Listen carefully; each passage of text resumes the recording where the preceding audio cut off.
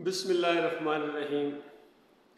इब्राहीम अलैहिस्सलाम की ज़िंदगी भी क्या मुजाहिदाना ज़िंदगी है भाई।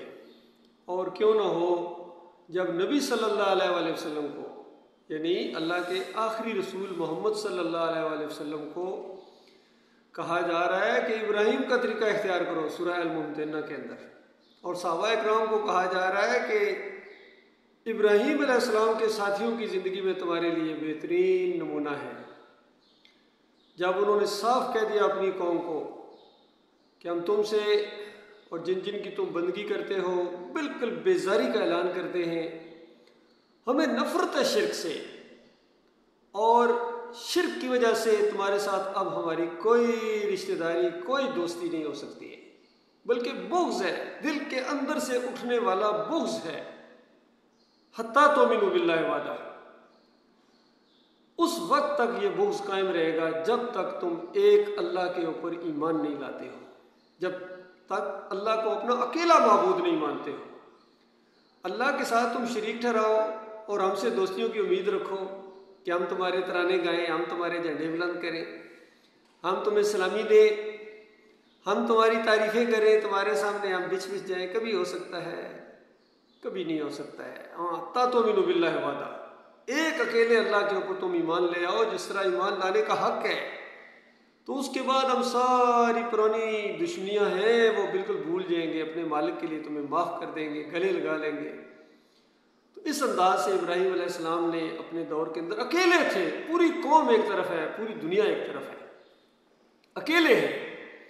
तो इस तरह के वाक़यात अल्लाह ताला ने कुरान के अंदर बयान करके क़यामत तक आने वाले मोमिनों की रहनुमाई फरमाई और उनको हौसला दिया कि ये जो तुम ईमान की शम्मा जलाई है तुमने, इस रास्ते में खड़े हो गए हो,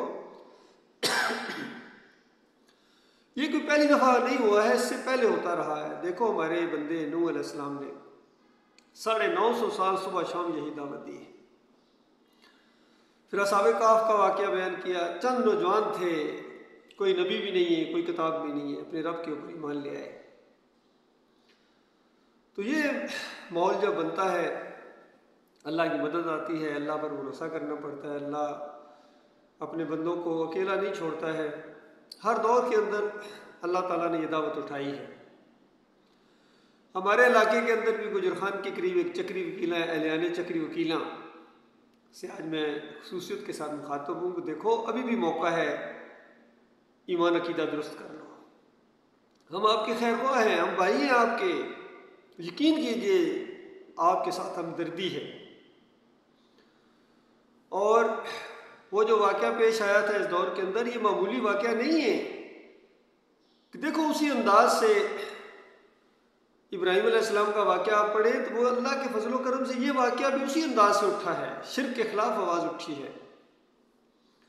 और जिस तरह इब्राहीम अलैहिस्सलाम उनकी बुतों के ख़िलाफ़ बोलते थे, उनकी मूर्तियों के ख़िलाफ़ बोलते थे, उस दौर के जो दरबार थे, मज़ार थे, कौम उर्स और मेले करती थी, तो इब्राहीम अलैहिस्सलाम उनके ख़िलाफ़ बोला करते थे, तौहीद की दावत देते थे।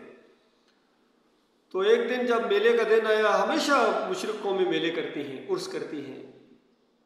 कभी बाटी में देखो, जब ये दरबार साहब का मेला होता है, बरीमाम का मेला किसी दिन देखो, सेवन वाले के मज़ार के ऊपर ज़रा आम दिनों के अंदर जुमरात के दिन कितना होता है, तो मेले वाले दिन तो आप क्या कहना, बगदाद को जाकर देखो, मुहीउद्दीन चिश्ती के मज़ार पर जाकर देखो, एक बहुत बड़े फ्लैट जितनी बड़ी तो वहाँ एक देग है जो पकती है। तो अकल हैरान है कि ये किस तरीके से ये इंसान है, इन्होंने अपने मालिक के साथ कितनी गद्दारी की है। उस गद्दार कौम के सामने भी इब्राहीम अलैहिस्सलाम ने ये तौहीद की दावत रखी। और उर्स का दिन आया, मेले का दिन जब आया, तो इब्राहीम अलैहिस्सलाम को उन्होंने कहा चलो मेले पर चलते हैं। इब्राहीम अलैहिस्सलाम ने कहा मेरी तबीयत नासाज है, यानी एक मोमिन की तबीयत शिर्क और कुफर की इस माहौल के अंदर वैसे ही नासाज हो जाती है। तो तौरिया भी था, पूरा एक इरादा था, पूरा प्रोग्राम था उनको सबक सिखाने का, उनकी अकल जो रुकी हुई थी उसको दोबारा चलाने का। जब कौम मेले के ऊपर गई है तो इब्राहीम अलैहिस्सलाम ने हथौड़ा उठाया, बड़ा या कुल्हाड़ा, उनकी इबादतगाह की तरफ गए हैं और वहाँ जाके देखा कि दाता साहब ने कुछ अंदाज इख्तियार किया हुआ है, कोई दस्तगीर है, कोई मुश्किल कशा है। बीच में पीराने पीर भी हैं जो गौसल आज़म, हर दौर के गौसल आज़म भी होते हैं। तो इब्राहीम अलैहिस्सलाम ऐसे जिपटे हैं उनके मबूदों के ऊपर, किसी की नाक तोड़ी, बाजू तोड़ा, टांगे तोड़ी, घुटने तोड़े, कमर तोड़ी, और उनका कचूमर निकालने के बाद उनकी दायताई, दस्तगीरी, मुश्किल कुशाई और हाजत रवाई का कचूमर निकाला, और उसके बाद हथौड़ा या वो कुल्हाड़ा उस बड़े के कंधे के ऊपर रख दिया। कौम आई है बिफरी हुई और कहते हैं किसने ये किया, बहुत बड़ा जालिम था। किसी ने कहा इब्राहिम को हमने देखा है इनके खिलाफ बोलता था, किसी और की जरूरत नहीं हो सकती है, ये वही था, ये उसी का काम है, पकड़ो गिरफ्तार करो, पर्चा कट गया, 295C लग गया गुस्ताखी का, और फिर गिरफ्तार करके लाए हैं ताकि सबके सामने गवाहियाँ, उस दौर के जो RM थे या AC थे या DC थे, गवर्नर थे, बादशाह थे, नमरूद, हर दौर के अंदर ये खुदाइयाँ होती हैं, उनके सामने केस गया और समझते थे जैसे हम कहेंगे इब्राहिम तुमने किया है तो वो फौरन कहते हाँ मैंने किया है, तो फौरन बस सजा। लेकिन वहाँ मामला उल्टा हो गया। हिकमत और दानाई के साथ इब्राहिम अलैहिस्सलाम ने जवाब दिया कि देखो रंगे हाथों तो ये बड़ा पकड़ा गया है, इसने कंधे के ऊपर कुल्हाड़ा भी रखा हुआ है, तो बड़े ने छोटों को मारा है। जिस तरह तुम्हारे माशरे का रिवाज है, बड़े मारते हैं छोटों को, ताकत वाले जो होते हैं पीसते हैं आम आवाम को, सबको, तो इसने पीसा है, आज मारा है, आज गुस्से में आ गया था। तो एकदम मुशरिकों के मुंह लटक गए और उन्होंने कहा कि इब्राहिम तू जानता है ये इस तरह नहीं कर सकते। अच्छा, इससे पहले इब्राहिम अलैहिस्सलाम ने एक और अंदाज भी इख्तियार किया। वहाँ जब गए देखा कि किसी के सामने हलवा पड़ा हुआ है, किसी के सामने दूध पड़ा हुआ है, चूरी पड़ी हुई है, खाने पीने की चीज़ें पड़ी, जिस तरह आज हमारे दौर के मुशरिक ये दरबारों के ऊपर जाके हलवा चढ़ाते हैं, दूध चढ़ाते हैं, खाने पीने की चीज़ें, देगें चढ़ाते हैं, बकरे और मुर्गियाँ चढ़ाते हैं, इस तरह वहाँ भी चढ़ावे चढ़े हुए थे। और इब्राहिम अलैहिस्सलाम ने कहा खाते क्यों नहीं हो, इन नजराने तुम्हारे सामने पेश हुए, खाते क्यों नहीं हो, खाओ ना होए, खाते क्यों नहीं हो। तो चुप गूंगे बने हुए, क्या बोले, बेजान लाशें क्या बोले। जिस तरह मज़ारों के सामने जाके अगर जो मर्जी रख दो, बिरयानी रखो, हलवा रखो, मिठाई रखो, साल गुजर जाएगा, बासी हो जाएगी, चींटियाँ खा जाएंगी, मक्खियाँ खा जाएंगी, कुत्ते और बिल्लियाँ खा जाएंगी, लेकिन बाबा जी उठ के कभी नहीं खाएंगे। और कोई मोमन अगर जाके कहो क्या हो गया, खाते क्यों नहीं हो, कोई जवाब नहीं आएगा। फिर इब्राहिम अलैहिस्सलाम को बोलो, कुछ मुंह से तो बोलो, वो भी बोलना, ना बोलते ना खाते। फिर कहा इब्राहिम अलैहिस्सलाम तुफ है तुम्हारे ऊपर, तुफ है। फिर उसके बाद जपटे हैं, फिर उनका तिया पाचा किया है। तो इस अंदाज से जब कौम के सामने उन्होंने दावत रखी और उनको एहसास दिलाया, तो कौम कहते इब्राहिम तुम जानते हो ये बोलते नहीं हैं। बिल्कुल उसी तरह का माहौल बना था हमारे इलाके के अंदर। जब ये अल्लाह के कुछ बंदों ने वो बाबा की डोली, कब्र नहीं, बाबा की डोली तोड़ी, तो उसके बाद कैराम मच गया चक्री वकीला के अंदर। और मीटिंग की बहुत बड़े इन हमायतियों ने, शिर्क के रसियों ने, बाबा के पुजारियों ने मीटिंग की और कहने लगे कि ये इन्हीं का काम है। इशारा हमारी तरफ किया उन्होंने, क्योंकि जानते थे कि ये इनके खिलाफ बोलते हैं। तो उस वक्त हमारे बहनोई राजा इश्तियाक साहब भी वहाँ मौजूद थे। ये उन्होंने बताया, कुछ दूसरे लोगों ने भी बताया कि राजा साहब ने ये बात कही थी बीच में। राजा इश्तियाक कहते हैं मुझे पता है किसने डोली तोड़ी है।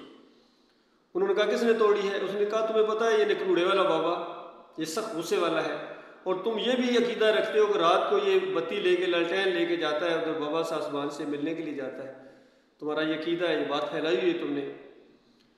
तो आज रात को ये वहाँ गया है और वहाँ इनकी तलकलमी हुई है और बड़ी सख्त इनकी आपस में लड़ाई हुई है, और बाबा निकलूड़े वाले ने उसको सारा डोली शोली तोड़ी और बहुत पिटाई की है। तो एकदम बीच में बोले यार तू ऐसी बातें करता है, अंदरों अंदर तू भी उनसे मिला हुआ है, ये कोई कहने की बात है, वो कैसे वहाँ जा सकता है, ये इनकी लड़ाई आपस में कैसे हो सकती है। तो उन्होंने कहा यहाँ आके दाताई दस्तगीरी कर सकते हैं, चरपाइयाँ उल्टी कर सकते हैं लोगों की, सख्त है बाबा निकलूड़े वाला, तो वहाँ जाके नहीं कर सकते। तो मुशरिकों के मुंह फिर उसी तरह लटक गए जिस तरह वहाँ लटके थे इब्राहिम अलैहिस्सलाम के दौर के अंदर। देखो जिनके दिलों के अंदर ईमान हो, कुछ ज़रा सोचने समझने की सलाहियत हो, उनको अल्लाह ताला पर ईमान भी देता है। इसीलिए राजा इश्तियाक ने बाद में हमारा बहुत साथ दिया, हर मामले में आखिरी दम तक ईमान के ऊपर डटे रहे। और इनको मुशरिक ही कहा करते थे, बल्कि हमसे भी ज़्यादा इस अंदाज से कहते थे मुशरिकों का ये हाल है, मुशरिकों ने ये किया।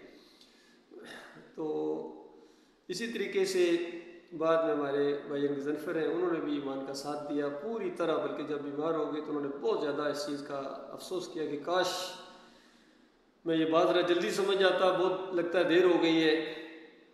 लेकिन मैंने उनको तसल्ली दी कि जब भी अल्लाह की तरफ आओ, मालिक तौबा कबूल करने वाला है, और मालिक जो है ना कोई पिछली चीज़ें याद नहीं दिलाता है। तो बहुत ही उन्होंने जोश के साथ और बहुत ही यानी खुशी के साथ इस ईमान अकीदे को कबूल किया था। इसी वजह से लोगों के हमने जनाजे भी पढ़े और इनके लिए दुआएं भी करते हैं, अल्लाह ताला इनकी मग़फ़िरत फरमाए। और जो भी हमारे साथी इस अंदाज से गए हैं, ईमान अकीदे की हमायत जिन्होंने भी की है, अल्लाह ताला उनके अमाल से दरगुजर फरमाए। क्योंकि मालिक का आम वायदा है कि इन्नल्लाह ला यग़फ़िरु अन युशरक बिही व यग़फ़िरु मा दूना ज़ालिका लिमन यशा। अल्लाह शिर्क की माफ़ी नहीं करेगा, शिर्क करने वाले की कोई माफ़ी नहीं, बिल्कुल। चाहे हज पर हज करे, उम्रे करे, तहज्जुद गुज़ारियाँ रोज़े रखे, खिदमत खलक करे, मस्जिदें बनाए, जो मर्ज़ी करे, और अस्पताल बनाए। जिस तरह आजकल हमारे इलाके में कुछ ये अस्पताल बनाने का जोर है, कुछ जनाब इस तरह के वो इलेक्शन के दिनों में आके आजकल सुना कह रहे हैं कि हम चक्री वकीलों को पेरिस बना देंगे, वोट हमें दो। मैंने कहा उनको, मैं कहा पेरिस ना, इनको गुलियाना ही बना दो, छीना ही बना दो, वो भी तुमसे आगे है, तुमने पेरिस क्या बनाना है। फैडियो, तुमने अल्लाह के दीन के साथ ये खेल खेला, खालिस दुनियादार हो। तो इस तरह ये आते हैं, सारे आते रहे, परवेज़ अशरफ राजा साहब आते रहे, जितने भी राजा ज़हीर और पता नहीं कोर काले खान था, ये सारे एक से एक फ्रेब देते हैं कौम को और लालच भी देते हैं। कोई जालिम नहीं कहता है कि हम तुम्हारे इस शिर्क और कुफ्र को ख़त्म करेंगे, इन बाज़ारों को ढाएंगे, इन मेलों का ख़ात्मा करेंगे, कोई ये नहीं कहता है। सारे शिर्क की थपकी देते हैं। चाहे प्रोफेसर गफूर ने अपने दौर के अंदर भी इसी तरीके से कहा था, नायब अमीर की हैसियत से अंदाज़ा लगाइए, मौदूदी साहब की ज़िंदगी में जमात इस्लामी के नायब अमीर की हैसियत से चढ़ावा चढ़ाने गए हैं वहाँ पर इमाम, और तकरीर के दौरान कहा, यह अखबारों के अंदर आया था कि अगर तुम मुझे वोट दो इस्लामाबाद के सल्के से, तो मैं रावलपिंडी से ऐसी सड़क लेके आऊँगा यहाँ बाबा के मज़ार तक, ताकि आसानी के साथ ये मुशरिक आके अपना माथा टेक दें। तो ये सारे इसी एक, चाहे खादिम हुसैन रिजवी उन्होंने भी लालच दिए, हाफिज़ सईद ने लालच दिए, फजलुर रहमान का तो कहना क्या, वो तो बिल्कुल इनके वालिद साहब ने हलवा बांटा था आके, मुफ्ती महमूद साहब ने अलीज वेरी की कब्र के ऊपर हलवा बांटा आके, वोट मुझे दो। सारे इसी तरह। जनरल ज़िया के बारे में भी था, वो भी बरीमाम गए थे उसके मौके के ऊपर, रंगून में जाके घंटा खड़काया। इंदिरा गांधी के मरने के ऊपर कुरान शरीफ पढ़ रहे हैं, अंदाज़ा गई जनरल ज़िया साहब मर्द मोमिन का जब ये हाल है।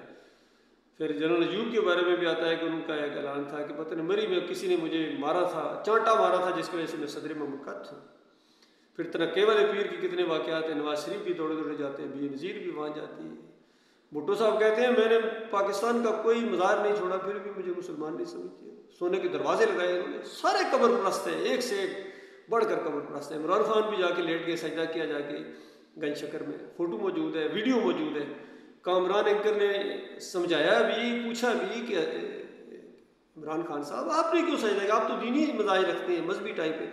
तो आगे कहते हैं नहीं कामरान वो सजदा नहीं था, शिर्क नहीं था, शिर्क तो मुसलमान कर ही नहीं सकता है, वो एक मोहब्बत थी, वो एक अकीदत थी जिसकी वजह से वहाँ मैंने जाके वो माथा टेका है। वो अल्लाह के बंदे, यही सजदा होता है, शिर्क हमेशा मोहब्बत में ही किया जाता है।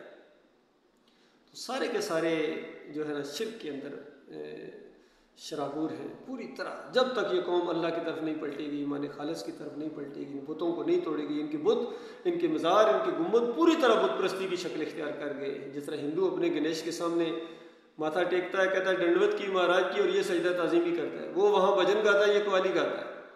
वो वहाँ प्रसाद बांटता है, ये न्याज बांटता है। वो वहाँ फेरे लगाता है, ये तवाफ़ करता है बाबा की। बताओ कौन सी चीज़ है जो नहीं करते हैं। उसी तरह इस वजह से मार पड़ रही है। अल्लाह के बंदो, अगर ईमान खालिस कर लो, कोई कौम तुम्हारा मुकाबला नहीं कर सकती है। दुनिया में भी इज़्ज़त के साथ रहोगे और मरने के साथ मालिक जन्नत की बादशाही का ताज पहनाएगा। इन फ़िरक़ों से निकलो, बरेलियत से, देवबंदियत से, अहले हदीसियत से, सल्फ़ियत, सूफ़ियत, जमहूरियत, सब ये शिर्क की किस्में, तावीज़ गंडे, पीरी मुरीदी, ये चीज़ें इस्लाम में नहीं है।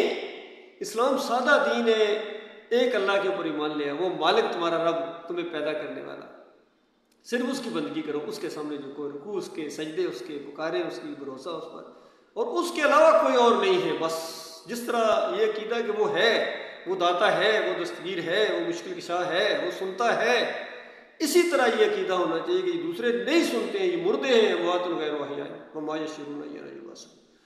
इनके अंदर है क्या कि ये दाता कहलाएं। ये मुश्किलों में ज़िंदगी इनकी अपनी गुजरी और हमारे मुश्किल किशा बना दिए गए, हाजत रवा।